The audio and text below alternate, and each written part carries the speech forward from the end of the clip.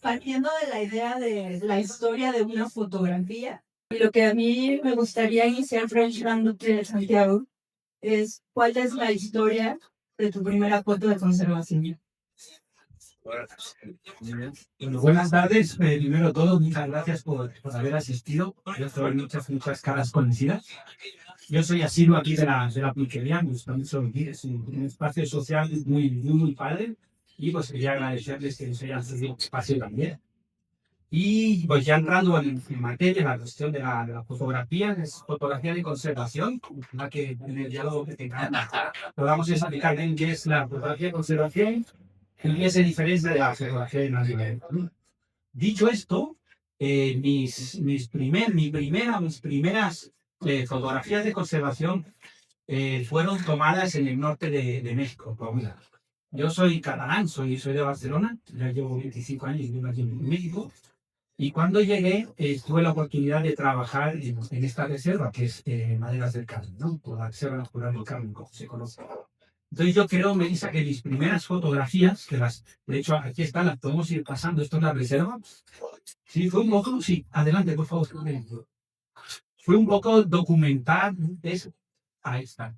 Es un poco documentar la vida silvestre que hay en el norte de México, ¿no? Y sobre todo dar a conocer que los desiertos, pues no son espacios vacíos, al contrario, ¿no? El desierto chihuahuense, que también abarca Coahuila, y se sigue siendo un desierto chihuahuense, eh, es una de las zonas más biodiversas que hay en México y en toda América, ¿no? Creo, ahí está, son zonas súper remotas, es una de las zonas con menor densidad demográfica humana. O sea, ahí puedes estar días caminando y no te encuentras un alma humana, es todo muy silvestre. Y mi primer compromiso y mis primeras fotografías como fotógrafo de la conservación fueron estas, para documentar esta región. Si quieres, podemos pasar. Hay desde, les digo eso, extensísimos, maravillosos, hay pumas, hay gorrios cimarrones, una especie que está en peligro de extinción. Es una zona donde todavía hay fauna que no tiene ese miedo al ser humano. Entonces, tú tienes esa oportunidad de conocer, obviamente, poderte acercar y poder documentar pues, tus momentos muy íntimos, como es, por ejemplo, hasta una familia de borregos cimarrones. Y pasamos a la siguiente. Recientemente, no sé si han escuchado en redes, hizo muy famoso por la reintroducción del bisonte. Entonces, es una zona donde se llaman muchos programas de conservación, pero realmente sí que había un vacío muy grande en la cuestión de la denominación, ¿no? Es decir, oye, hay esfuerzos de conservación muy importantes en México, en proyectos que son ejemplares a nivel mundial, no únicamente en América, sino a nivel mundial. Y mi trabajo pues era documentar eso, las especies y los paisajes de allí. Esto les quería explicar, vamos un poquito para atrás. A la anterior, por favor, Eric. La otra de Puma, a ver, cuándo se viene. A veces o sea, no es tan fácil poder documentar estas especies, ¿no? Y fíjate, diferentes medios. Desde lentes muy grandes de mucho alcance para que no tenga el animal, ¿no? Y estás documentando, escondido, con el camuflaje y todo.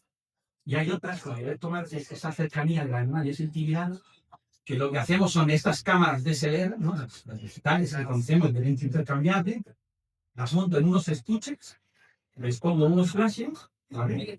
Y está lo que tiene como que más dificultad es que cómo voy a montar el sensor que hace que dispare la cámara y ese estudio de fotografía que tú has montado que capte el animal justo donde yo lo quiero, ¿no?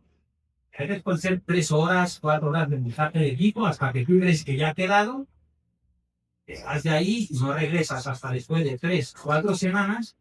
Y ocurre esto, que tienes la foto, pero por ejemplo en este caso la cara del puma no está iluminada. Corrige otra vez todo, vuelve a dejar otro mes y ya regresas y es la siguiente foto de él y ya lo tienes como debe ser. Entonces, la verdad, a mí es algo que me apasiona mucho, pero que sí tiene un grado de dificultad a veces bastante grande. Ese es un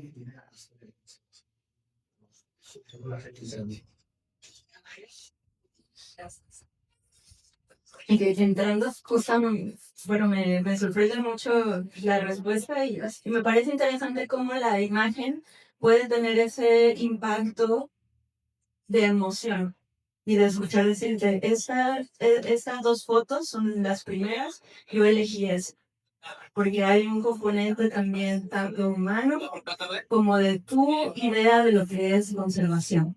tu idea como fotógrafo particular, aunque hay una diferencia entre la fotografía de naturaleza y fotografía de conservación, dentro de la foto de conservación aparte está una mirada personal, una historia personal que dialoga con cuestiones técnicas.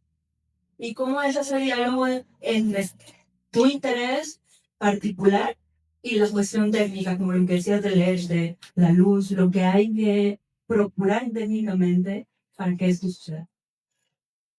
Sí, es que ahí es muy buena pregunta porque yo lo que siempre digo es que la fotografía de conservación o fotografía de naturaleza, tú no tienes las condiciones controladas. Cuando haces fotografía de producto, fotografía de moda, ¿no? Este retrato, tú ahí tienes como que las segundas oportunidades, ¿no? Como la persona le puedes decir, oye, pues ponte así o ponte así, ¿no? O si es un producto, pues ahora voy a cambiar de iluminación, voy. O sea, esa cuestión técnica, de hecho, es una limitante. ¿Sabes? Es una limitante. También la luz, a no ser que sea el caso de estas fotos que han visto ahora del Puma, de estos equipos, ¿no? Literalmente lo que pues, le dice, montas un estudio de fotografía, que el mismo no municipal, ¿no? Tú los ayuntamientos no los controla, ¿no? Entonces, yo lo que veo es que la parte técnica, el- por un lado es muy necesaria, tienes que ser mucho el control de la cámara, ¿no? Pero a veces es más el momento, es decir, tú puedes tener una fotografía muy bien iluminada, pero a lo mejor no expresa tanto, pero tú puedes tener una foto que por las condiciones de luz, tuviste que forzar mucho la sensibilidad de la película, y se le hace un poquito de grano, ¿no? Pero el momento que tú captas prevalece a la técnica. ¿Sabes? Eso por un lado. Por un lado. Y luego también te refieres a la gestión humana, ¿no? Que no se hace. De mi manera, es el, exactamente, ¿no? O sea, tú vas a narrar una historia de conservación. Una que se mostraba de la clase de manera de carne. Esto ya es en sur de México, ¿no? La selva maya. A mí lo que me llama de poder de hacer mi trabajo, ¿no? Y de pasar todas esas vicisitudes de 40 grados de temperatura o la aleja de 4 horas caminando hasta que llegues a ver la foto. A mí lo que me hace superar todo eso es como el sentimiento de libertad. Que como lo ganando en campo, que para mí comulga mucho con el sentimiento de libertad que te da hasta ahora mismo. Así, su medio libre, ¿no? Ese es como mi motor. Esa cuestión de esa búsqueda de la libertad, ¿no? Y también ¿cómo expreso esto? Esa cercanía con la naturaleza. O sea, como ser humano, te digo el que en una ciudad, cuando yo regreso a la naturaleza es como regresar a casa. ¿Eh? Normalmente es pero también es ese sentimiento, ¿no? Es esa condición. Y la otra que para mí es muy importante, la que hay colegas todas es que dentro de la historia, de las historias de conservación, a veces es muy fácil caer en el fatalismo, ¿no? O sea, es decir, el planeta se va a acabar, las especies se van a extinguir, nos vamos a ir al garete, se va a acabar el planeta, lo llevamos al océano.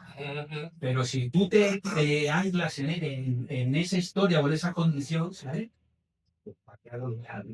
Ya todo se ha acabado, ¿no? Entonces, siente, o sea, obviamente, soy muy consciente, que aparte de ser fotógrafo conservacionista, también soy biólogo, o sea, en desarrollo de conservación. Si bien me queda muy claro que hay un proceso de extinción muy severo, estamos en la sexta extinción, intento, en la medida de lo posible, evitar llevar ese lenguaje siempre, ¿no? Esto se va a acabar, esta especie se va a desaparecer, ¿no? Entonces, intento, a través de mi fotografía y de los mensajes de las historias de comunicación que hago, haya ese mensaje positivo. Lo que sí hago, y creo que hay alguna foto, de repente tomo algunas fotos drásticas para que si las fotos van en un libro, van en una revista, que la gente lo esté viendo, pero que de repente si hay algo que nos mueva también, ¿no? Que los incomode, para que no crean que las fotos es una historia bien bonita. Eso sí.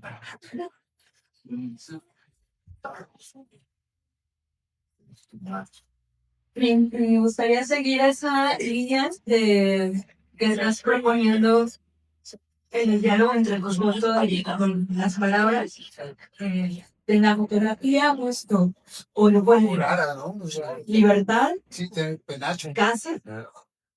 Sí, sí, sí. Porque o sea, para mí regresar a la naturaleza es regresar a casa, entonces regreso a una casa en donde encuentro libertad y, y que con esta imagen pueda ser útil para un sentido de conservación. Y eso es algo que nos preguntábamos Eric y yo sobre qué se quiere conservar, y creo que tienes una perspectiva muy aguda al respecto, nos parecen tus imágenes.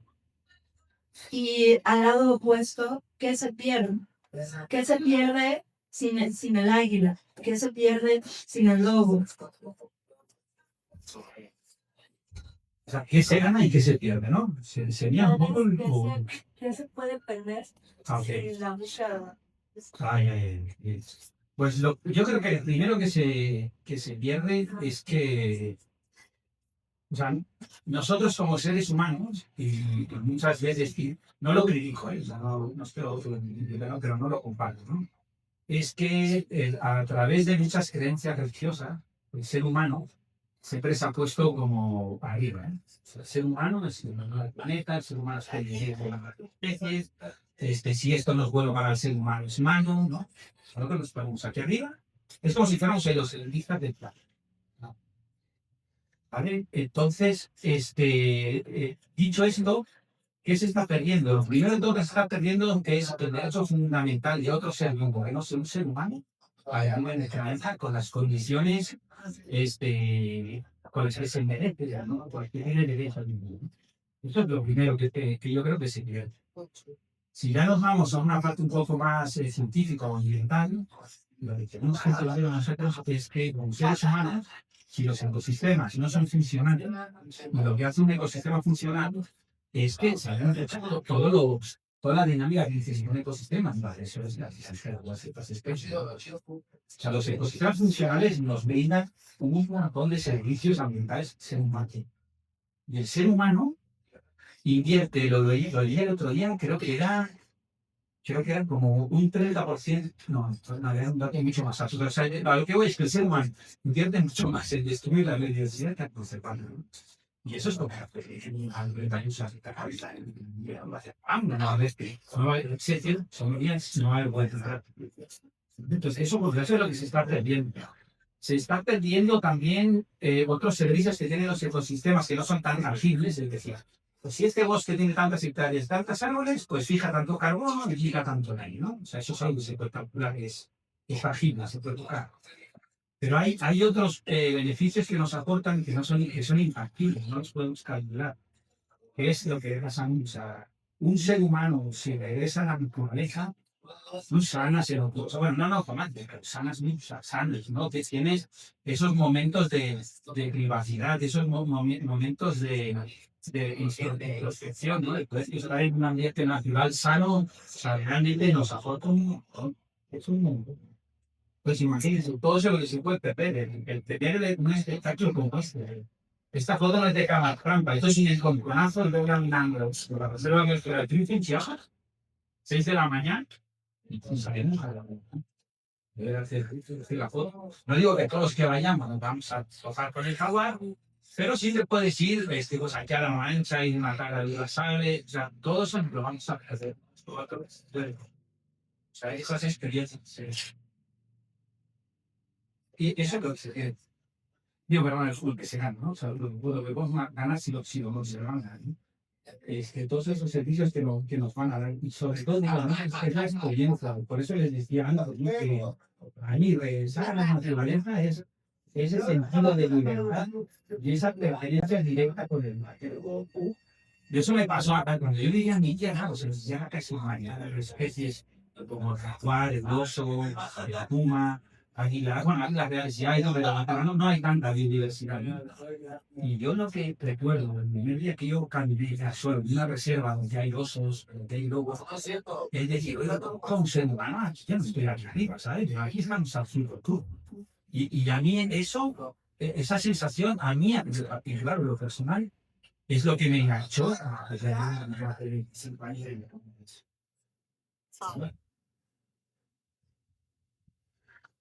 La perspectiva de derecho es algo en lo que creo que podemos ponerla también de pilar en esa narrativa de voy a la naturaleza a encontrarme su libertad, pero no solo mi libertad, eso es con la libertad. La libertad, el hogar, mi hogar y el hogar. Y, y en esta perspectiva de derecho, tú trabajas, te especializas, estás dedicado a especies en peligro de extinción. Podemos decirlo así, a especies en peligro de perder su libertad, de perder su hogar. ¿Cómo es la historia de dedicarte? ¿Cómo ha sido dedicarte a estas especies en particular? Pues todo empieza pues en mi tierra, así con mi padre. Pues él me llevaba a cabo los fines de la semana, yo sabía pues, saber animales, hacer el campo, entonces allí empezó. Luego ya que hice estudios, hice ingeniería ambiental, porque en mi casa no tenía muy claro que me dedicaba directamente a la biología, siempre me habían dado los campos. Entonces hice la ingeniería ambiental y la primera chamba que agarré, ya que había tenido estaban de instructores flamencos, de enseguida me empecé a ir a conservación de la fauna. Y me sale la oportunidad de ir a esta reserva que decía Maderas del Carmen, de Bodega, luego ahí venía para 3 meses. Cuando llegué ahí y empecé a ver pues, con cimarrón, osos, pumas, y era impresionante. Y, pero a la vez también era esta cuestión de, oye, pues, o sea, ¿por qué también las especies más grandes, las especies más carismáticas, se podría decir, por qué justo son las especies que están en la naturaleza? Ahí fue como que me empecé a enganchar con esa cuestión de, pues hay que hacer antes un poco la atención, o hay que detonar proyectos para protegernos, ¿no?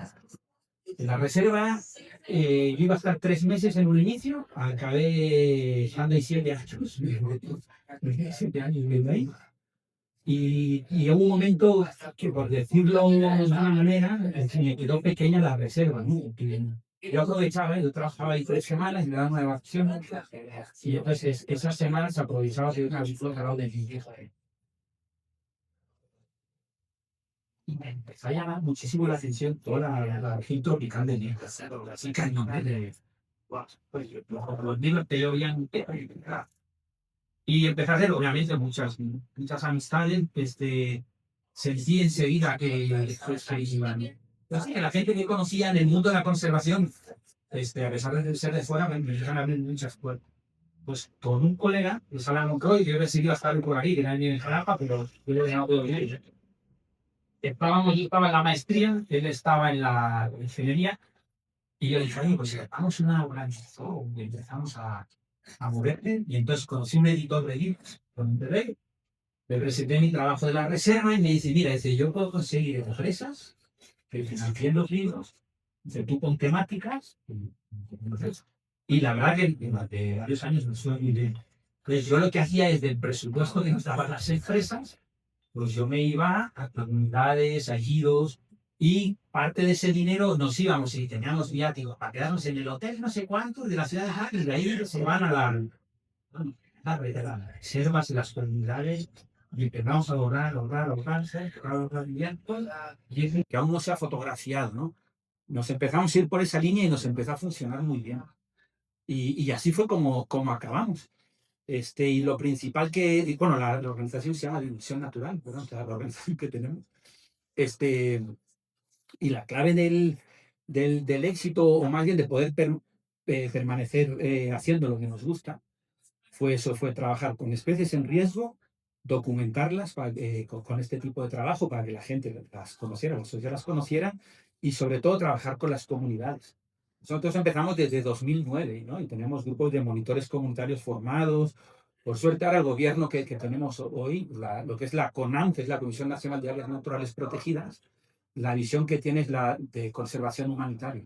Y va muy en paralelo a esa visión que nosotros ya traíamos de hacía tiempo, y que yo veía que no ocurrían en muchos lugares, ¿no? En muchos lugares llegaba el gobierno o llegaban las organizaciones de la sociedad civil, hacían su proyecto, como les digo, ¿no? Pagaban un jornalito de guía, tomaban sus datos, sacaban sus resultados, se iban de la comunidad y la comunidad nada más se quedaba viendo, ¿no? Entonces nosotros dijimos, y la otra es que también, claro, tú le pagas al de la comunidad, si tú no le solucionabas las problemáticas que tenían con la fauna, mientras tú estabas ahí, pues todo muy bien, pero cuando tú te ibas, la realidad es de que ellos seguían con ese problema allí y seguía el conflicto. Entonces nosotros nos fuimos mucho por ese lado, de trabajar con la comunidad, empoderar a la comunidad, ser copartícipes de la creación del conocimiento. Nosotros, por ejemplo, cuando hacemos notas científicas, si durante esos trabajos, esa investigación que hemos hecho, han participado gente de las comunidades, van como coautores, no es que los meses, que van de coautores en papers. O sea, nosotros vamos a ese nivel de compromiso, ¿no? Y yo veía que eso había un vacío muy grande, que no se hacía, ¿no? Que las organizaciones nada más llegaban, hacían y se iban. Eso sería. Y que ya estamos más Sí, allá, vamos vamos entrando. Ok. Bien, en este diálogo hay una relevancia del soporte material para el trabajo que haces y una relevancia fundamental del soporte material, tanto del lado del financiamiento como del lado de aceptar que el trabajo que se hace en conservación es comunitario, o sea, hay muchas personas involucradas. Y otra palabra que vino fue la belleza. Entonces hay en tu búsqueda libertad, hogar, belleza. Y quisiera saber si de ahí puedes ampliar tu concepto de belleza con relación a las imágenes que tú haces de conservación. Puedo dar un poquito más de desarrollo porque cuando veíamos las imágenes, Eric y yo juntos, sobre todo, y si conocen, me imagino, ya el trabajo se puede meter ahorita a su Instagram, la mayoría de las imágenes que hay ahí, por ejemplo, en las que hay fauna, el animal no está volteando a la cámara, sino que su mirada está en el ambiente, en el hábitat. Y eso es muy peculiar de la fotografía que vemos quizás más publicitaria o más quizás que construye, que puede tender a construir más un símbolo del animal que una invitación a ver el animal, ¿no? Entonces ahí es donde pienso también por ahí es por donde yo sugiero la palabra belleza, en esa, en ese ¿qué estás fotografiando tú? Si no estás fotografiando el animal, sino la mirada del animal que nos habla viéndonos de esa manera, ¿qué es lo que tú estás fotografiando? Dentro del marco de la belleza, ¿no? Sí, Pues sí, sí, sí. Sí, yo lo que es cierto, yo muchas veces intento que en mis fotografías el animal no esté mirando en la cámara. Primero de todo por una cuestión, o sea, es que cuando tú como fotógrafo te metes en el hábitat de una especie, más si es una especie en riesgo, tú lo que tienes que intentar es minimizar al máximo tu impacto, ¿no? Porque o sea, pues son faunas, son bichos en peligro de extinción que requieren extensiones grandísimas de territorio, ¿no? Intacto, tal. Esa fauna no está acostumbrada a la presencia humana. El solo hecho que tú estés allí, por el olor que tú puedes dejar, o si ya te ve, que es cuando el animal está viendo a la cámara, tú estás interfiriendo en su comportamiento, estás interfiriendo en cómo el animal está administrando la energía que él logra a través de la caza, ¿no? De su alimentación. Entonces, para mí es muy importante, primero todo eso, el meterte allí y ser uno más, ¿no? Pero no interferir, no ser como que la persona que llega y quiere ser el protagonista del momento, ¿no? Entonces, por eso para mí es muy importante esa muestra y para mí es donde yo le veo la belleza, la estética de las fotos, de tener ese animal como si tú no estuvieras ahí, ¿no? Como si tú lo estuvieras viendo desde muy, muy, muy, muy lejos, ¿no? Esa es una, y eso para mí es parte de esa belleza. Sí es cierto que a veces sí necesitas fotografías de que el animal haga ese contacto, porque el que luego, el espectador, el que luego va a ver esa foto, también se engancha más con la foto, ¿no? Porque ya es una mirada ya que tiene con el animal. Pero yo lo intento minimizar. Intento minimizar esa parte. Por ejemplo, para mí, la mejor sesión fotográfica es la de que tú has hecho tu investigación del animal, dónde se mueve, a qué horas, qué época del año, que me pongo mis ropas de camuflaje o monto un escondite allí. Y para mí la mejor sesión es esa, es la de yo llego, el animal no me ha detectado, el animal está haciendo su comportamiento, se está alimentando o está echado, lo que sea, hago mis fotos, o sea, cuando inicié pues eran cámaras digitales o de diapositiva, no eran analógicas. Ahora todas las digitales tienen su pantallita, reviso, yo tengo mis fotos y ya me salgo de allí, ¿no? Esa es mi manera de trabajar, ¿no? Intentar pasar lo más desapercibido posible. Dicho esto, y digo, no quiero entrar en conflicto, pero ahora, o en los últimos 10 años, ha habido, o sea, la comunidad de fotógrafos de naturaleza ha crecido, y no solo en México, sino a nivel mundial, exponencialmente, ¿no? O sea, hay miles y miles de fotógrafos más que hace 10 años, ¿no? Y yo una de las cosas que me quejo y quiero aprovechar ahora es que, hay mucho fotógrafo que va ahora a campo y lo que busca es tener como que la colección de postales, o como cuando de pequeños hacíamos los álbumes de lo que fuera, ¿no? De ibas coleccionando tus cromos o tus estampitas, ¿no? No se trata de eso, o sea, no se trata de tener todas las aves de México, todos los mamíferos de México, ¿no? O sea, se trata de documentar, se trata de comunicar y se trata sobre todo mucho de respeto. Ahora incluso van con grabadoras con vocalizaciones de las aves y están ahí metidos fundiendo a la pobre ave, que a lo mejor la ave está construyendo el nido, está cuidando su territorio o está buscando pareja. Y literalmente está el pobre animal recibiendo esa vocalización ahí grabada porque el fotógrafo quiere que en vez de que esté en esta ramita con una que le cruza aquí, esté la que tiene delante y que el animal se vea perfecto. Pero esas fotos acaban siendo postales.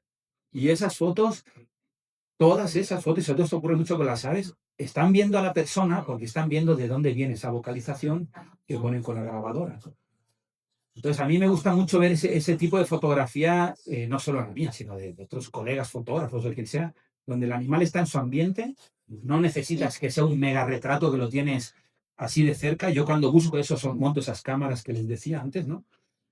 O sea, es mejor mostrar siempre el animal y su ambiente, ¿no? Porque ya estás, aparte estás creando más contexto y estás dando más información a través de la foto, ¿sabes? Esa sería mi respuesta a mí.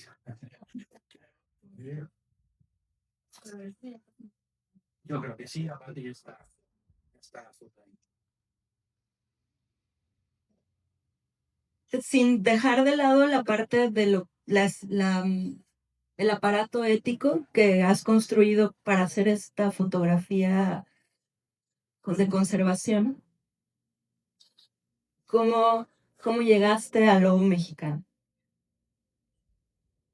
Mira, al lobo mexicano llegué, la primera vez fue hace, no, pues hará 22 años, yo creo, en la misma reserva esta que les mencionaba, del norte de Coahuila. Ya en la colindancia con la reserva hay una serie de ranchos ganaderos, ahí en la zona. Y nosotros de la reserva nos salíamos porque a los osos, por ejemplo, les poníamos collares de telemetría o al borrego cimarrón, ¿no? Para saber dónde se dispersaban, ¿no? Porque eran especies que estábamos reintroduciendo, sobre todo en el caso del borrego. Entonces necesitábamos saber hacia dónde iban. Cuando veíamos que algunos se empezaban a acercar hacia los ranchos ganaderos, nosotros íbamos a los ranchos, les platicábamos del proyecto y los sumábamos al proyecto. Y la verdad nunca tuvimos ninguna así contrariedad, ¿no? De que no quisieran. Y un buen día en un rancho nos dicen, miren, es que les quiero mostrar algo. Esto lo cazó un familiar mío en 1949. Y entramos en la casa del rancho y en la mesa del comedor, esta mesa así grandísima, una piel de lobo. Una piel de lobo está ahí. Este lobo se cazó aquí en la Sierra Maderas del Carmen, en 1940 y me quedé impresionado, ¿sabes? De ver la piel. Nos dio permiso de sacar un colmillo, lo mandamos a la Universidad de Berkeley, creo que fue, hicieron un análisis de ADN y sí, el lobo gris mexicano, 100%, ¿no? Y me quedé impresionadísimo. Luego los vi en el Zoológico de Chapultepec, luego ver los lobos en el Zoológico de Chapultepec, y a raíz de estos libros que hacía yo, ¿no? De estos libros de arte fotográfico para la conservación, hablando con la Comisión Nacional de Áreas Naturales Protegidas, que tienen una dirección, que es la Dirección de Especies Prioritarias para la Conservación, que son aquellas especies mexicanas, nativas de México, es decir, que están en peligro de extinción y que requieren de un grado más de atención, ¿no? Y yo les dije, oye, pues hagamos un libro sobre las especies en peligro de extinción en México. Ese fue el primer libro que hicimos, de hecho, el primer libro. Se logró, en ese entonces no estaban las condiciones para ir a ver los lobos que ya estaban en libertad en Chihuahua. Hay que entender, no sé si todos los que estamos hoy aquí saben la historia del lobo gris mexicano, ¿no? O sea, hubo lobo en México, en el norte de México, desde siempre había habido. ¿Perdón? No solamente en el norte, desde Veracruz, está el Cañón Cool, ya Sí, reportan para el Pico del Saba. Sí, en Oaxaca, también bajaron hasta Oaxaca. Sí, pero lo que voy es que las últimas poblaciones quedaron en el norte. Hubo un programa binacional de erradicación del lobo entre Estados Unidos y México, y cuando se dieron cuenta de que ya no quedaban lobos, pues capturaron los últimos grupos o las últimas manadas que quedaban y empezaron un programa de reproducción en cautiverio, tanto en Estados Unidos como en México. Hubo momentos que ese programa se fue a pique porque había muchos problemas de consanguinidad. Salían lobos con malformaciones. Hubo toda una serie una problemática muy grande, hasta que finalmente dieron con la forma de poder tener lobos sanos en cautiverio, sin impronta humana, es decir, que no cuando vieran al cuidador llegara el lobo ahí como si fuera un perrito, ¿no? Y empezaron a hacer toda esta cuestión de reintentos de liberar lobos. Pero se habían olvidado una cosa muy importante, que es la cuestión social. O sea, todos los depredadores del planeta, no solo en México, que se han extinto por causas humanas, si tú no atiendes primero el factor social, pues por mucho que los quieras reintroducir otra vez, va a volver a estar ahí esa problemática y va a volver a ocurrir lo mismo, ¿no? Ya que la CONAM se da cuenta de eso, empieza a hablar con los ganaderos y todo, empiezan a soltar lobos y ya se empiezan a formar esas manadas. Y entonces cuando me avisan, miren Santiago, dice, ya han nacido los primeros lobos en libertad en México después de décadas y décadas y décadas de intento. Entonces lánzate a hacer las fotos. Entonces ese fue como mi primer contacto con los lobos. ¿Sigo? Ahora. Y entonces, bueno, pues ya se dan las condiciones, me pongo en contacto con un investigador que se llama Carlos López, de la Universidad de Querétaro, que en ese entonces está encargado del programa de reintroducción del lobo. Dice, sí, tenemos ubicada la madriguera, pues vete, ¿no? Entonces, yo antes de ir me empecé a documentar sobre el lobo, cuestiones de comportamiento. Es lo que hago siempre cuando voy a fotografiar una especie en peligro de extinción, ¿no? Cuanto más sales de la especie, más probabilidad de éxito tienes para fotografiarlo, ¿no? Entonces ya llegué a Chihuahua, llegué a Casas Grandes, ya me junto con el equipo de campo de los biólogos, con Cristian Martínez, con Carmen, su mujer, que se encarga de toda la cuestión de la radiotelemetría, y con otros biólogos de campo. Y enseguida hicimos muy buenas migas. No nos fuimos directamente a la Sierra de Chihuahua, sino nos quedamos ahí en el pueblo de Casas Grandes. Y ya habiendo confianza un día ahí, de hecho, en la estación de biología y en la oficina de tienen ahí platicando, dicen, oye, Santiago, dice, ¿a ti te han platicado bien cuál es la situación con esta madriguera en particular donde hemos encontrado los lobos? Digo, no, digo, me han dicho que vaya y pues aquí estoy, ¿no? Y me dicen, mira, dice, te explicaré el detalle. Dice, son los primeros lobos que han nacido en libertad. Dice, han nacido dentro de un rancho ganadero. El rancho ganadero se llama Santo Domingo, el rancho. Dice, el señor del rancho es un enamorado de los lobos y es por eso que el programa está teniendo éxito. Dice, dice, ya hay un pero gigante. Y yo, ¿cuál es? Dice, la madriguera, dice, está literalmente a 350 metros de colindancia. Pero de colindancia, dice, con un ejido. ¿Sí? Ah, no se escuchó. Ah, pues bueno, esto no. Llego y me dicen, oye, hay un gran detalle. Dice, la madriguera, dice, si está dentro de este rancho ganadero, dice, el señor es un enamorado de los lobos, no tenemos ninguna bronca, dice, pero la madriguera, dice, literalmente, dice, está a 350 metros, dice, de la colindancia, dice, con otra propiedad que ya nos han sentenciado a nosotros y a la mismísima CONAM, que el lobo que se cruza, el lobo muerto. Entonces, Santiago, ¿cómo le vamos a hacer? Dice, para que tú cuando vayas a hacer las fotos, ¿sabes? Dice, no haya ninguna... Sí, pues que no ocurra algo que motive a la loba a agarrar los lobeznos y a la manada y decir, de aquí nos vamos, ¿no? Porque ellos monitoreaban los lobos, que esto ahora les voy a mostrar en otras fotos. se ponen a 1,5 kilómetros casi, con unos megascopes, y ahí veíamos los lobos, pero así. Entonces, yo ya estando ahí, ya habiendo llegado, ya habiendo recibido el apoyo que me daba la CONAM de viáticos y honorarios y todo el rollo para ir allí, pues me encuentro en la situación de decir, bueno, Santiago, pues de tener la experiencia de fotografiar los primeros lobos en libertad, te puedes convertir en el fotógrafo que, pues que fregó el proyecto, ¿no? Después de tantas décadas. Sí, sí, yo estaba así de, pues, ¿qué hago? ¿No? O sea, de eso me dan ganas de decir, voy al Oxxo y agarrar y de la jalapa de regreso, de un cigarro. ¿Sabes? Sí, o sea, sí, yo estuve, no sabía qué hacer. Y bueno, digo, pues ¿sabes qué? Con Cristian, que ahora es un gran amigo, esto fue en 2015, ¿eh? O sea, esto estamos contando ahora hace años ya. Ya me pongo a hablar con Cristian y digo, oye, yo no quiero regarla, ¿no? O sea, explícame bien cómo le vamos. Si quieres, dale un poquito para atrás, porfa, Eri. Sí, aquí, ¿vale? Y entonces, llegamos ya de Casas Grandes, subimos a la sierra, entonces yo lo que veo encima es que a mí me habían dicho que el hábitat del lobo, no, es bosque de encino, encino pino, un bosque semicerrado, y yo llego y cada puntito que ven es una copa de un encino. Pero tú aquí no, o sea, no había muchos lugares por donde tú irte escondiendo, o sea, es un sitio muy, muy abierto, ¿no? Entonces, mira, si esa pasamos ya a la siguiente, sí había algún lugarcito de un poquito más de bosque cerrado, pero casi todo era como la foto anterior. Pasamos y había también la cuestión ganadera, ¿no? Porque ellos también me decían, lo que pasa es que este investigador que en ese entonces llevaba el proyecto de los lobos no tenía en cuenta, y vuelvo a lo que platicábamos antes, la cuestión social. O sea, en ese rancho habían entrado porque el dueño del rancho amaba a los lobos, pero no hacían esa cuestión social de convencimiento de la gente, de atender, por ejemplo, las depredaciones, porque ocurre de manera esporádica, pero sí ocurre, de que el lobo se ataca al ganado, ¿no? Entonces no atendían esa parte, entonces por eso era que ese lugar era como un oasis para el lobo, pero lo de alrededor era territorio de guerra para el lobo, ¿no? Entonces, mira, seguimos. Por ejemplo, ¿no? Esto de los primeros lugares, y eso hay que entenderlo, o sea, no se vale que nosotros, la gente de ciudad, digamos, ay, ¿por qué la gente del campo no cuida la fauna? Yo, por ejemplo, en la reserva que yo trabajaba, uno de la raza con la que yo trabajaba eran de ejidos de ahí cerca, o sea, hijos, que le había picado una cascabel y le había matado al hijo con 4 años. Entonces, tú como una persona así, le pides que cascabel que ve no la mate, ¿no? Entonces, el punto débil que en ese entonces tenía el proyecto del lobo es que no tenían esa condición social del proyecto.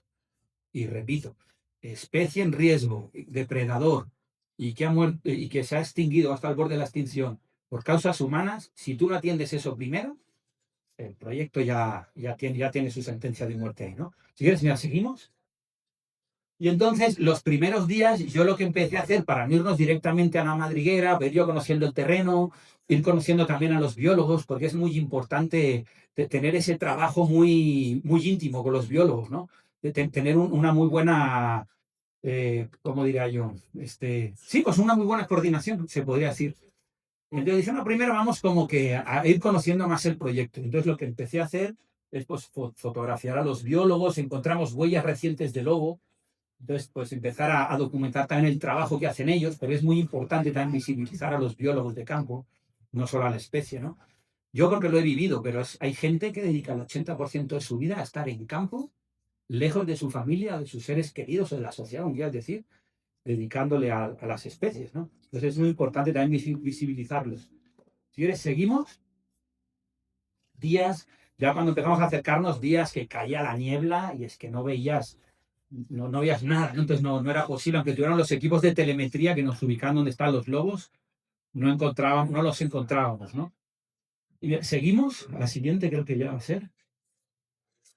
Bueno, y aquí esto era donde nosotros nos poníamos, y entonces en estas laderas nos teníamos que poner a buscar a los lobos, ¿vale? Otras zonas eran más abiertas, como la otra foto, pero literalmente era buscar una aguja en un pajar, ¿no? Y entonces lo que hacíamos, dormíamos en una... a ver, pasa a la siguiente. Ah, bueno, aquí está la... No, regresa. Sí, cierra los ojos. No. Entonces, lo que hacíamos, nos íbamos a un acantilado que daba a todo un mega cañón gigante, y de ahí les digo, o sea, con los scopes y con los binoculares, estar buscando los lobos, buscándolos. ¿Eh? Ah, perdón. Y la verdad, yo cada vez veía, yo tenía 15 días era para estar ahí. A la fecha de que ya nos poníamos en ese acantilado, yo creo que ya habían pasado unos 5 o 6 días, ni rastro de los lobos, ¿no?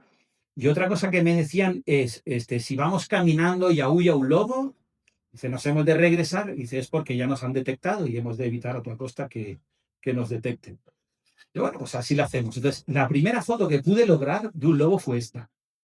Pero sí, y también lo que buscas tú con las fotos es enamorar a la gente, ¿no? Que vea el lobo o que vea el jaguar y diga, wow. Entonces, la primera foto que tomé, pues parecía la de un perrito ahí echado.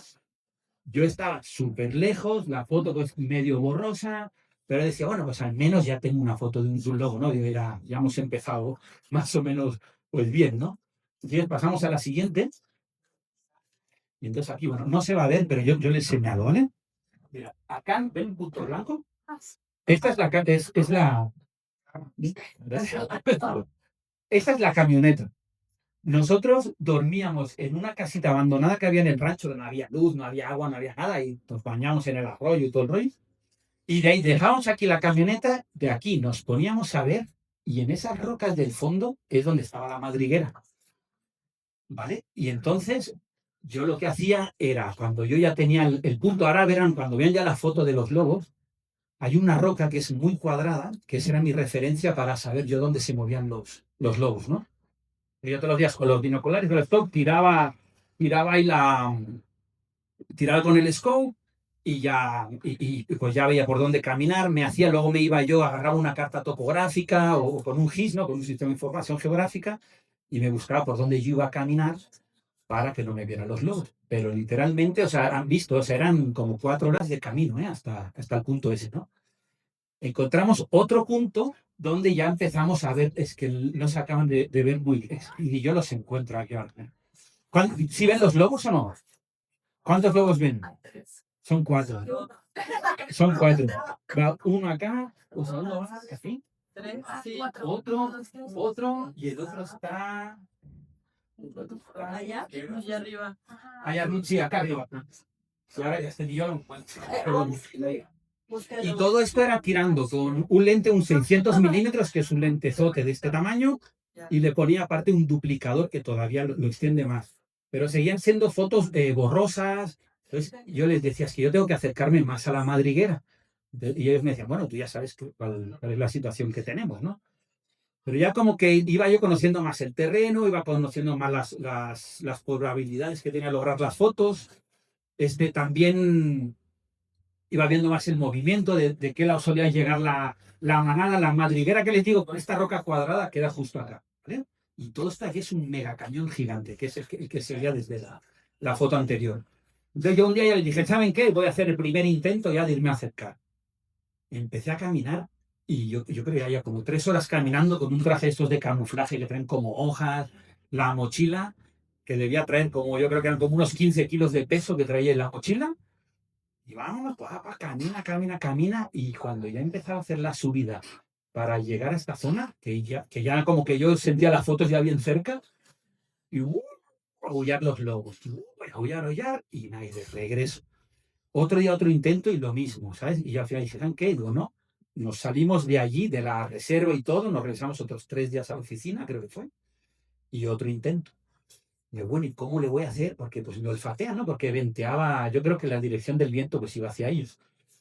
Y entonces un día, como el tercer día, hablando con Cristian, estábamos viendo unas cosas y saca un bote, ¿vale? Que es un atrayente, que ellos lo que hacen también para saber dónde se están moviendo los lobos, imagínense, se agarran, ¿no? En el suelo, un sitio plano, que haya poco de tierra, lo limpian todo, que quede la arena fina, en medio ponen una estaquita y untan un atrayente que está hecho por orín de zorrillo, de coyote, de lo que se les ocurra, así que huele lo más penetrante que ocurra, lo que se les ocurra, ahí lo untan, y eso hace que llegue el animal, huele allí, marca la huella, y ya saben si los lobos se están moviendo por ahí o qué otras especies hay, ¿no? Y cuando vi eso dije, pues esto es la solución. Nos regresamos al sitio, Salgo a las 4 de la mañana y ya, yo creo que a la hora y media de camino, agarro mi traje de camuflaje y me empecé a montar todo el... Iba caminando, digo, no me va a hacer así que el machito, que no. Iba con ganas de vomitarme, mareado, no podía caminar, está de, ¿para qué has hecho esto? Y digo, creo que va a ser la única forma, ¿no? Y ya me fui caminando, mira, si quieres pasamos a la siguiente. Ah, bueno, esta es otra que logré ya este es un recorte de la foto, ¿no? Pero aquí ya se ven. Esa es la hembra, la hembra reproductora de la manada o la hembra dominante de la manada. Y esta era una ya de las crías. Esta ya fue una foto de lejos que todavía se logró más o menos. Entonces, bueno, yo me fui caminando, me empecé a meter por los cañones, por eso les decía que había estado viendo los mapas y todo para ver por qué lugares esconderme más. Ya empecé a subir, y lo que hacen los lobos, cuando tienen crías, ¿vale? Porque los lobos tú tienes la pareja, pero luego hay otros lobos, obviamente, que pertenecen a la manada. Cuando es en boca de cría, ellos tienen la manada y los demás, gran parte del día, están como centinelas, aunque se hay echados, pero en diferentes lugares están como centinelas. Y yo creo que eso eran los que aullaban, perdón, cuando yo me acercaba, ¿no? Entonces me empecé a meter ahí por donde pude, todo de noche, casi todo de noche me lo eché. Y entonces yo por suerte tenía la roca esa cuadrada de referencia. Y ya yo creo que los últimos 100 metros ya era con la cámara montada y todo, dejé la mochila y me empecé a arrastrar, hasta llegar. O sea, esta ladera es la grande del cañón, ¿no? Así súper grande, ¿no? Que yo creo que de punta a punta era casi 800, 1 kilómetro de ancho el cañón. Y aquí estaba la madriguera que les digo, con la roca cuadrada. Y aquí al lado había una pequeña cañadita que me separaba a mí. Entonces yo me fui a rastras, había un pino ahí, me quedé debajo del pino. Y ya empezó a amanecer y si quieres ya pasamos a la siguiente, por favor. ¿Ven? Y esta es la roca que les digo. Yo estaba ahí, yo de repente veía ahí que se movían 4 hojitas, veía un lomo, pero no veía los lobos. Yo estaba ahí de chihuahuas, ¿cómo le voy a hacer? ¿Cómo lo hacer? Y de repente de aquí atrás, las otras fotos que han visto sería aquí atrás, ¿vale? Donde más se movían los lobos y donde siempre llegaban. Y yo, claro, yo no veía porque tenía esta pared de rocas aquí. Y de repente, de la nada, de aquí atrás, pues, sale la hembra y se queda ahí. Hago un par de fotos y no sé si se fijan que hay el lomo aquí de otro. Esa era una de las crías. Y yo la foto que necesitaba fuerza era, necesitaba fuerza que yo consideraba que necesitaba fuerza, vaya. Era la hembra interactuando con una de las crías, ¿no? Porque esa foto lo que a mí me iba a dar y lo que nos iba a dar a todos los involucrados era que el proyecto de reintroducción del lobo gris mexicano, después de no sé cuántas décadas, sí está teniendo éxito y sí es posible, ¿no? O sea, vuelvo a lo mismo, yo quería dar un mensaje positivo, no caer otra vez en el fatalismo, ¿no? Y entonces, bueno, pues llega la hembra, y la cría ahí escondida, eso yo creo que fueron como casi 5 o 10 minutos, yo ahí no quería estar ni media hora. O sea, que les digo, o sea, como se vayan los lobos, a mí me crucifican como el fotógrafo que se fregó el proyecto, ¿no? Y, y entonces, si quieres, pasamos a la siguiente.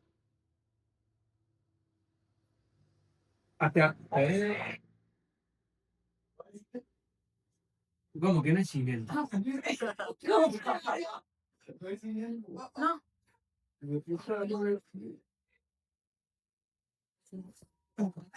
Puede ser que no haya, a ver, deja, voy a checar, no voy a hacer. Las metimos. Ahora son de pago que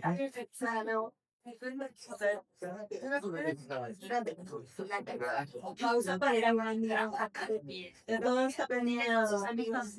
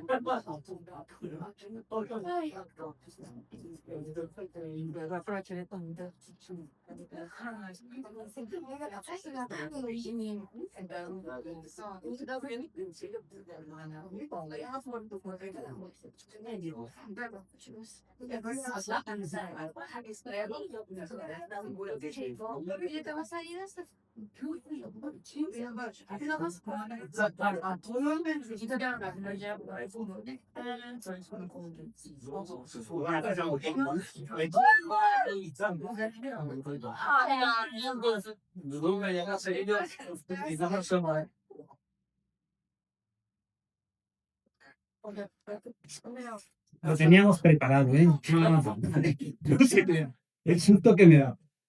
Y entonces, bueno, finalmente, ¿sabes? Ya sale la cría y entonces lo que había hecho la hembra era llegar, la hembra había cazado la noche anterior y entonces lo que hacen, si los lobeznos todavía no son, o sea, no se mueven con la manada, la hembra caza, pues come, pero no lo, como que dice, no lo digiere bien, no lo mastica, se lo pasa y cuando llega con las crías lo que hace es regurgitar, ¿vale? Para eso, el lobezno lo que hace, llega, primero saluda a la hembra, pero luego le empieza a morder la garganta para provocar el vómito y que regurgite la comida. Si quieres, pasamos a la siguiente. Ahí le da un estate quieto a la. ¿Se fijan? O sea, ahí se ve como muy feroz, pero realmente lo que está haciendo es que, oye, cálmate ya, ahora te va a dar de comer, ¿no? Y ahora pasamos a la siguiente. Y ya le, pues, ya como que se está, o sea, ya se calma la cría, la hembra, ven que voltea la hembra, lo que me ocurrió, y eso vuelvo otra vez que nunca tenemos las condiciones controladas, el único matorral cerrado que yo creo que vi en todos los 15 días que estuve ahí, estaba detrás de ese pino, ¿vale? Todo esto de acá. No como esto que ven acá, pero allá atrás. Entonces agarra a la hembra, se voltea, se mete ahí dentro, y entonces yo veía a través de la cámara, veía la acción, pero lo que yo veía no era fotografiable o no servía para una foto. ¿Sí me explico? Pero la hembra ahí bueno, lo alimentó, regurgitó la comida y estuvieron y luego ya se bajaron del otro lado. Todo esto les estoy explicando, yo creo que pasó en. Sí, no creo que más de 10 minutos, o 15 a lo sumo, ¿no? Y yo ya tenía las fotos, yo decía, no, pues no me han detectado los lobos, y por un momento me pasó por la cabeza quedarme más rato, ¿sabes? Y decir, tengo que documentar más, ¿no? Pero realmente la meta que había era nomás lograr estas 3 fotos que ven, ¿no? De decir, oye, pues ya está la interacción, ya está la hembra con la cría, se logra en una foto explicar el éxito de todo el programa, ¿no? Y ahí volví a lo mismo, ¿no? Que es lo que yo siempre digo, ¿no? Para mí la mejor sesión de fotografía es la que tú llegas, el animal no te ha visto, tomas las fotos y te vas, ¿no? Y es lo que hice. Y es lo que hice. Agarré, vi la cámara, si están las fotos, guardé equipo y vámonos para atrás otra vez, ¿no? Y mucha gente decía, oye, ¿por qué no te quedaste más? Incluso Cristian y Mario, que era el otro biólogo, me dice, no, pues mañana hacemos otro intento. Digo, no, ya no le vamos, ya tenemos las fotos, ya lo hemos logrado, y pues de regreso, ¿no? Y la verdad sí fueron unas fotos que tuvieron mucho impacto. Se movieron por todas las dependencias de gobierno que se dedican a la cuestión de la conservación, en los foros, en muchas presentaciones. Sirvió con esas imágenes. Este doctor Carlos López que les digo logró que una empresa apoyara el proyecto. O sea, realmente sí tuvo ese efecto de conservación estas fotografías, ¿no? Y para mí, la verdad, sí ha sido una de las experiencias como de vida, ¿no? Dentro de la fotografía de conservación más cañones que he tenido. Fue increíble. Otra cosa que quiero mencionar, que a veces nos ocurre a los fotógrafos y a las fotógrafas, es que no contamos, según el tipo de fotografía que hagas, obviamente, ¿no? O sea, según de qué tal, que a veces no se cuenta toda la infraestructura o todo el equipo que ha habido detrás para lograr esas fotos.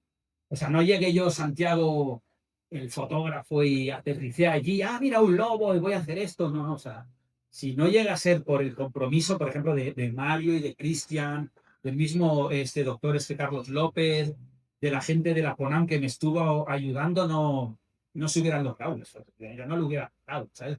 Entonces creo que es importante también siempre darles ese reconocimiento. Y sería todo.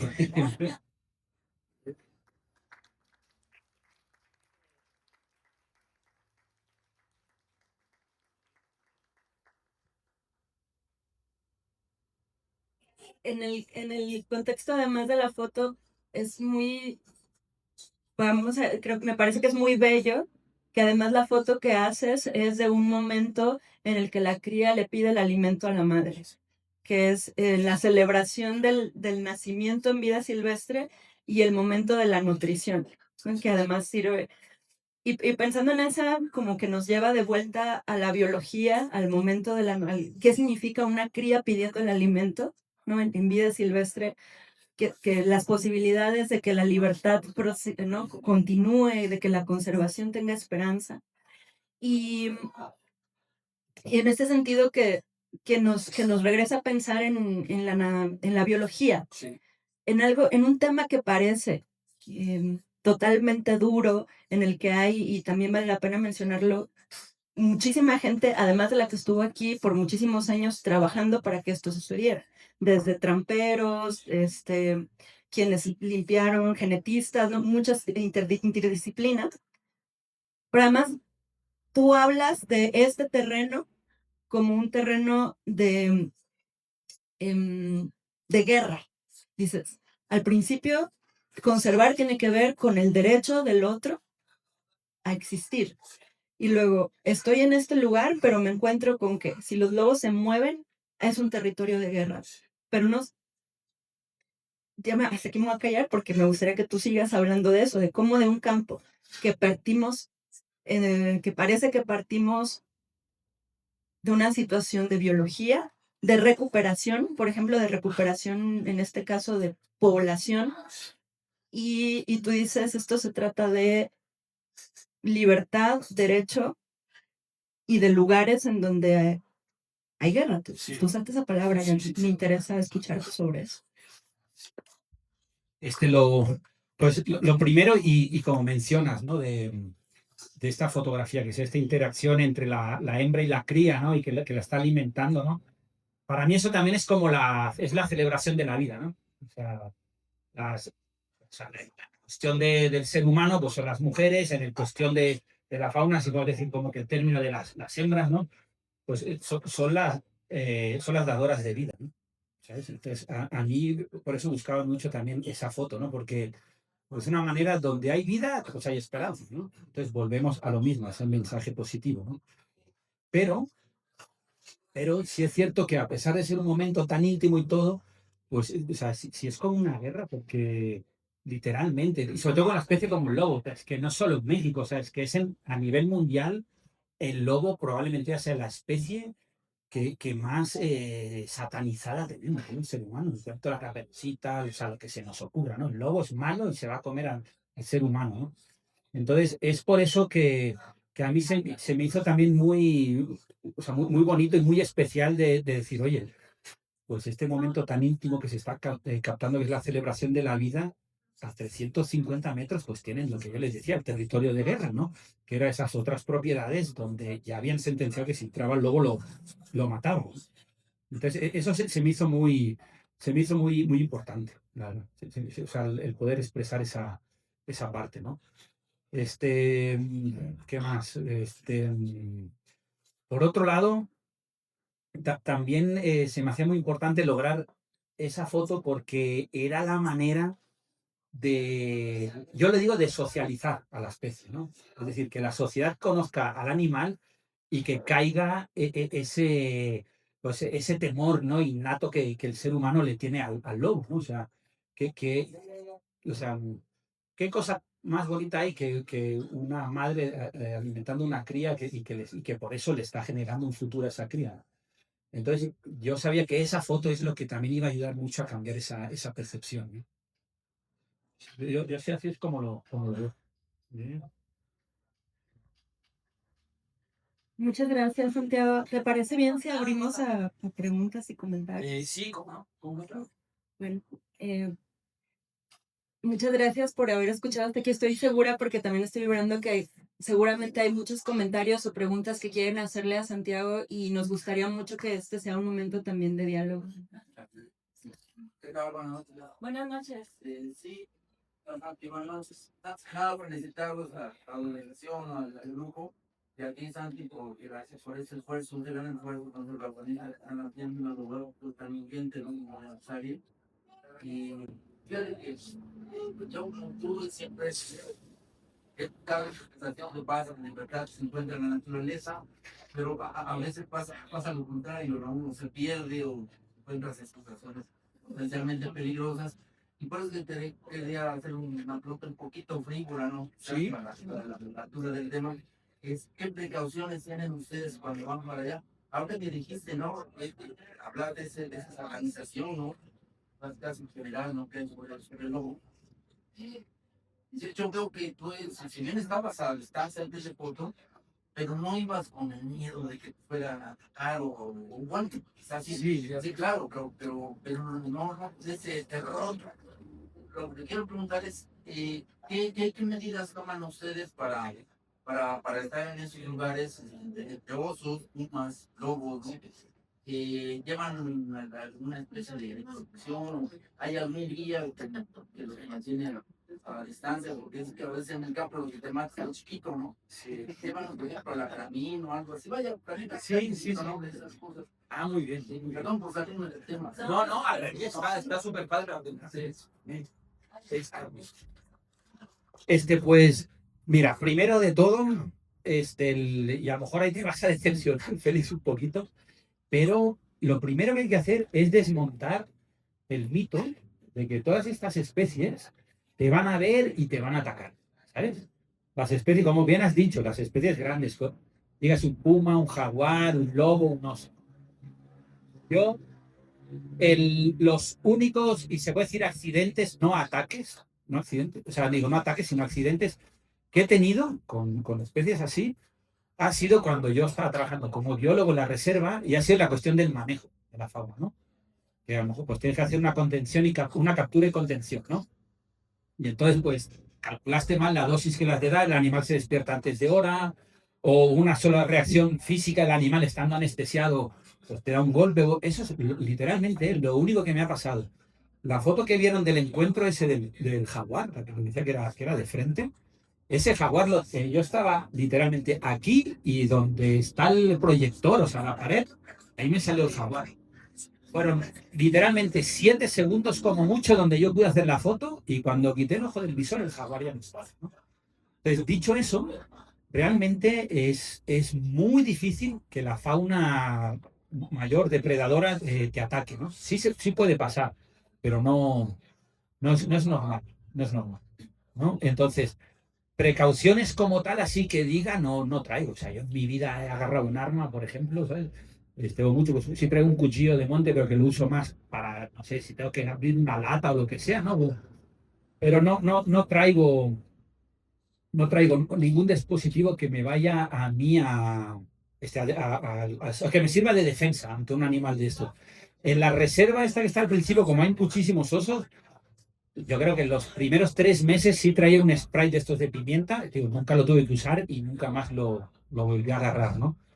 El más bien donde te tienes que cuidar es en que son lugares remotos donde no hay señal de celular, no hay nada de eso que valga, ¿no? Entonces, más bien te tienes que cuidar pues, si hay un escalón así, en vez de agarrar y saltarlo, oye, pues bájalo bien porque te caes de una torcedura, ¿no? El tener mucho esa costumbre, yo tengo el camino y hago ya como un radar o tengo un poco de mirada de soslayo para cuestión de que si hay una serpiente cascabel o si sale una nauyaca o cosas así, o una picadura de una viuda negra, ¿no? Una capulina, lo que llaman. Es más lo que te puede pasar eso, una caída, He tenido algún susto, pero pues con gente que a lo mejor vive en la sierra y se dedica pues, a otros negocios, ¿no? Pero hablando se entiende la gente, vaya. Eso sí me ha pasado. Eso sí me ha pasado. Pero realmente no hay esa. O sea, ¿cuántas noticias vemos? Bueno, con cocodrilos, a lo mejor sí se han escuchado noticias en México de ataques, ¿no? Pero realmente eso, la fauna ya le tiene miedo al ser humano. O sea, los grandes depredadores al ser humano, ¿no? Entonces, es al revés, o sea, uno lo que quiere más bien es tener esos encuentros para poder hacer la foto, poderte acercar lo suficiente para hacer una buena foto, ¿no? Contigo con responsabilidad, ¿no? Pero realmente yo no tomo muchas medidas así de que...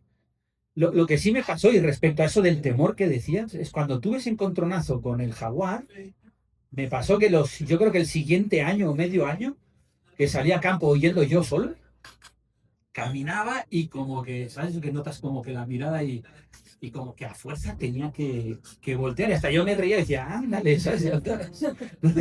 Pero eso me duró 6 meses, un año como mucho, ¿no? Pero realmente yo en lo particular no traigo esas medidas. Si contrato guías, a veces muchos guías de las comunidades quieren llevar su escopeta o su carabina, yo intento que nunca las lleven, ¿sabes? Pero sí, eso sería. Si no, no, realmente sí es como un misticismo que hay todavía alrededor de eso, ¿no? De que el oso me va a atacar, el puma me va. Pero en particular aquí en México, yo no he conocido una o dos personas en mis 25 años que hayan tenido un problema serio, la verdad. Sí. En particular, los lobos, en particular con los lobos, una historia muy especial, porque es cierto que son la especie más satanizada, que más fábulas hay a nivel mundial, que se roban los niños, que son desviados, etcétera. Y en un siglo, a nivel mundial, hay creo que solo 2 muertes registradas por lobos que fueron accidentales. O sea, no fueron ataques. El lobo justamente está en la tierra porque huye.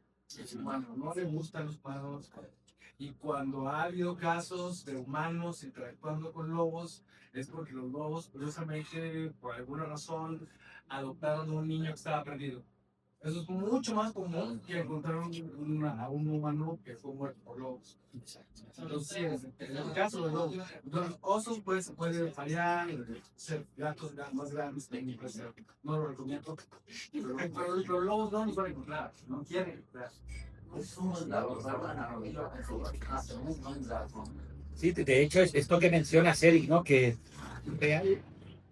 realmente especies que el ser humano forme parte de su dieta, dirá, es tiburón blanco, oso polar y para de contar, ¿eh? Que realmente te ven como una presa. Pueden ser otras especies que de manera oportunista quieran. Pero realmente eso es lo que dices, ¿no? De los ataques de lobos, es eso, son 2, 3 como mucho, ¿no?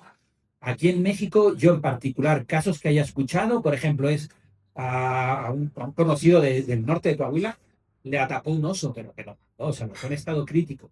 Era un oso que llegaba a un rancho, la gente del rancho, por hacer la gracia, lo alimentaba, y él como investigador empezó un proyecto y él, ahí en esa zona de ese rancho, y lo primero que les dijo es, oye, hagan manejo de las basuras, no le dejen comida, y ese oso fue que atacó a esta persona. Pero era porque ya había una impronta, el oso se está acostumbrado a que les pusieran comida, ¿no? Pero son cosas así. Pero realmente así que, ya te vi, te voy a comer, eso es mucho como de las fábulas o de estas historias que menciona muy bien Eric, ¿no? Que están en el imaginario colectivo del ser humano, pero que tienen muchísimo más de fantasía que de hechos reales, ¿no? Sí. Gracias. Gracias, Eric. ¿Alguien más?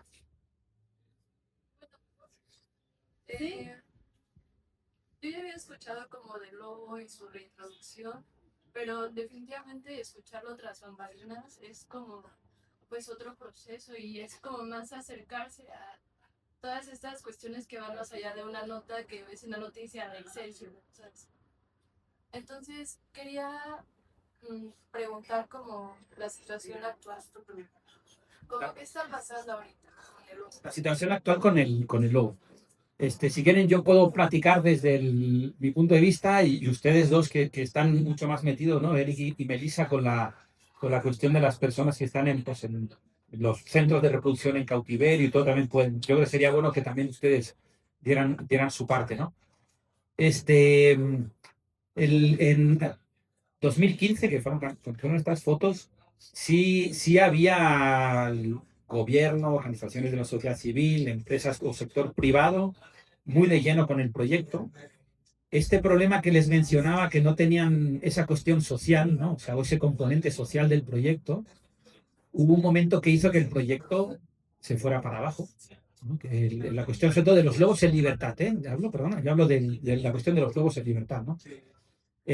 No tuvieron esa visión, ¿no? De tratar este tema que nosotros, el término que utilizamos en la coexistencia, ¿no? Coexistencia del ser humano con el lobo. Y como la ganadería es un lobby muy fuerte en Coahuila, en Chihuahua, quiero decir, pues sí, se dejaron de... Esta manada se movió de ahí, no se supo más, porque el collar de telemetría acabó su batería y ya no se supo más. Pero yo hablando con los compañeros de campo, hasta hace 3 años, la cuestión del estudio de los lobos en libertad se puso muy difícil. Porque tanto ganaderos como gobierno no que estuviera en contra, pero sino que empezó a tener otras prioridades, o no le daban tanta prioridad a este proyecto. Entonces sí pasó un tiempo muy, muy complicado. La suerte es que, ¿se acuerdan que les hablaba de dos biólogos de campo, de Cristian y de Mario? En la actualidad, Cristian es el que lidera los esfuerzos de conservación in situ, se dice, o sea, en el sitio, ¿no? En el medio libre. Y él tiene esa visión de trabajar mucho con los ganaderos y los ganaderos y ganaderos. Y el proyecto está volviendo a tomar fuerza. Y también lo bueno es que la Comisión Nacional de Áreas Naturales Protegidas, lo que es el titular de la CONAM, ahora está teniendo mucha relevancia y mucha importancia a todos los programas de especies en peligro.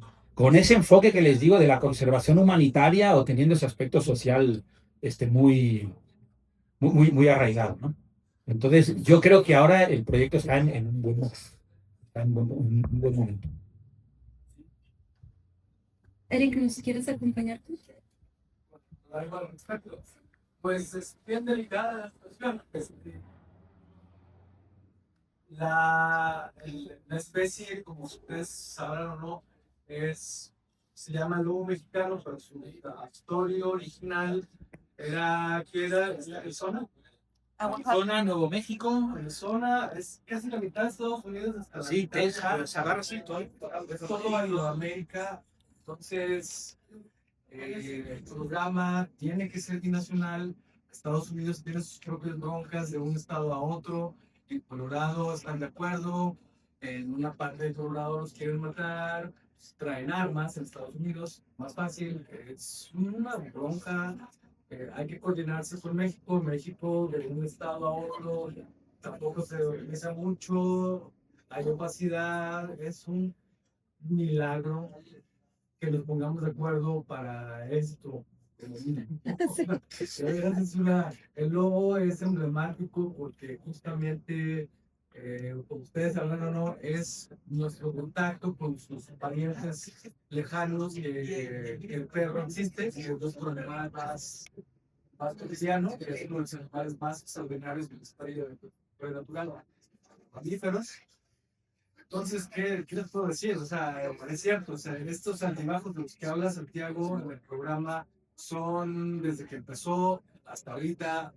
En Estados Unidos a veces tienen una avioneta.